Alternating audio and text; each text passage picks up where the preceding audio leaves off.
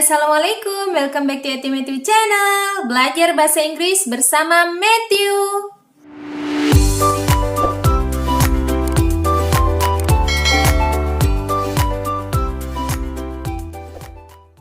In this video, I'm going to talk about word order. Jadi di video kali ini saya akan membahas mengenai urutan kata di dalam sebuah kalimat.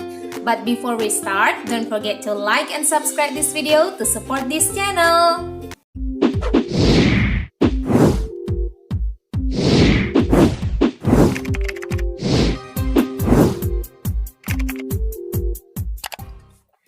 Well, di video sebelumnya saya sudah menjelaskan bagaimana membuat kalimat yang baik dan benar di dalam bahasa Inggris. Nah, di video kali ini saya akan menjelaskannya lebih detail, utamanya dalam kalimat verbal sentence atau kalimat yang posisi predikatnya itu berupa kata kerja.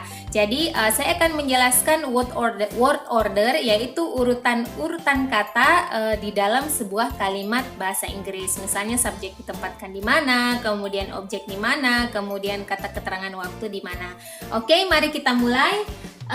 Berbicara tentang kalimat ya, verb, kemudian ada objek. Biasanya kalimat dalam bahasa Inggris itu utamanya kalimat transitif, kalimat yang memerlukan objek ya. Ada verb untuk posisi predikatnya, kemudian ada diikuti oleh objek. Kita lihat contoh kalimat di sini.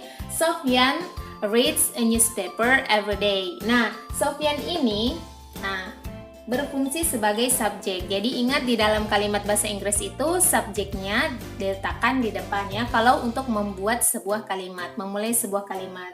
Subjek, kemudian reads adalah verbnya atau kata kerjanya, kemudian a newspaper sebagai objek.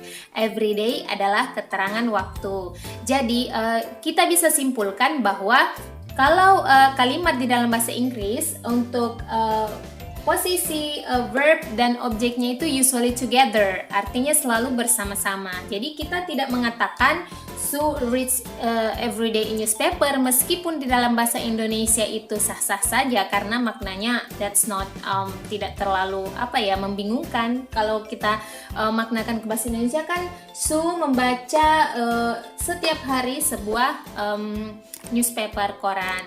Tetapi kalau di dalam bahasa Inggris that's incorrect order. Jadi itu bukan jadi in order, jadi tidak berurutan. Jadi kalau dalam bahasa Inggris itu, saya ulangi sekali lagi, urutannya ketika ada verb kemudian diikuti oleh objek itu usually together. Jadi keterangan waktunya tidak ditempatkan setelah verb. Jadi dia ditempatkan di belakang dan selalu ini bersama-sama. Jadi verb kemudian objek. Oke? Nah, untuk lebih jelasnya mengenai verb dan objek yang selalu together, yang selalu bersama di dalam sebuah kalimat, kita lihat contoh lainnya ya.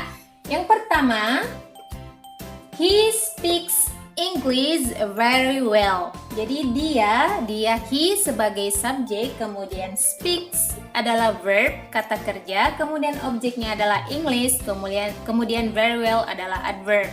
So, jadi ini yang seperti saya katakan tadi, bahwa di dalam sebuah kalimat bahasa Inggris, verb dan objek itu selalu together, selalu bersama. So, you don't say he speaks very well English, no, but you say he speaks English very well. Okay?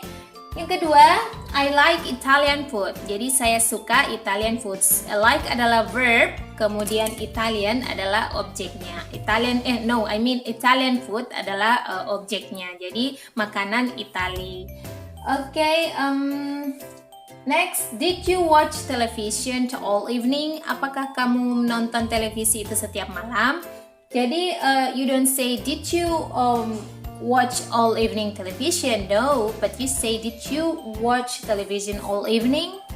Next, we invited a lot of people to the party. Jadi kita mengundang banyak orang di pesta. So you don't say we invited to the party a lot of people, no, jadi selalu harus bersama verb dan objeknya. Next, Paul often wears a black hat. Jadi Paul ini seringkali memakai topi hitam.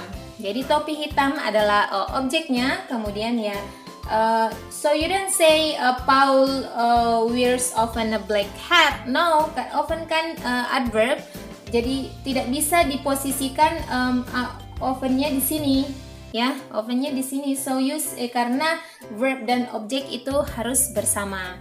So you say Paul often wears a black hat. Paul often wears a black hat. Next, I open the door quietly. Jadi, I open the door quietly. Saya membuka pintu dengan pelan. So, you don't say I opened quietly the door. Ya, bukan seperti itu ya. Sekarang kita melangkah ke place dan time. Jadi, keterangan yang menunjukkan tempat atau kata atau frase yang menunjukkan waktu.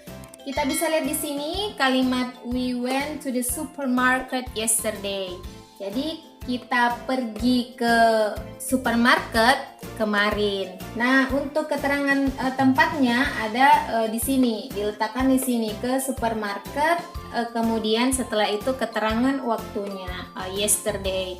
Jadi biasanya keterangan tempat ini diletakkan sebelum keterangan waktu. Jadi keterangan tempat diletakkan duluan, setelah itu keterangan waktunya di dalam sebuah kalimat bahasa Inggris. So you don't say we went yesterday to the supermarket. No, so we say we went to supermarket yesterday. Jadi saya ulangi sekali lagi, keterangan tempat itu biasanya diletakkan duluan, kemudian diikuti oleh keterangan waktu di dalam kalimat bahasa Inggris.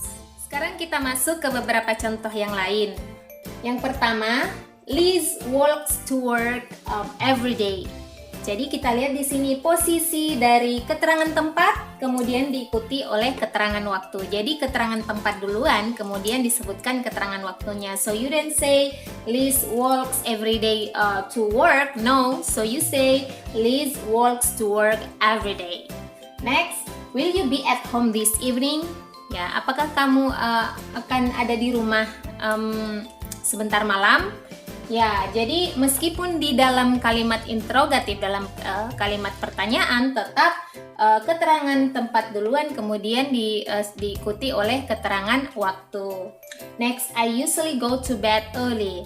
Jadi saya biasanya pergi ke tempat tidur itu lebih awal. Jadi to bed as a place and early as the time. Okay, the last, we arrive at the airport at 7 o'clock. Jadi kita tiba di bandara itu jam 7 pagi. Jadi keterangan tempatnya duluan disebutkan, kemudian keterangan waktunya. Well, that's the explanation about word order. Jadi itu tadi penjelasan mengenai urutan kata di dalam kalimat bahasa Inggris. Semoga video ini dapat bermanfaat untuk kalian, and you may leave any comment, suggestion, or question about this video. Don't forget to like and subscribe this video, and don't forget to click the notification bell so you can get the notification if I upload new video. The last, thanks for watching. See you in the next video, guys. Bye bye. Assalamualaikum.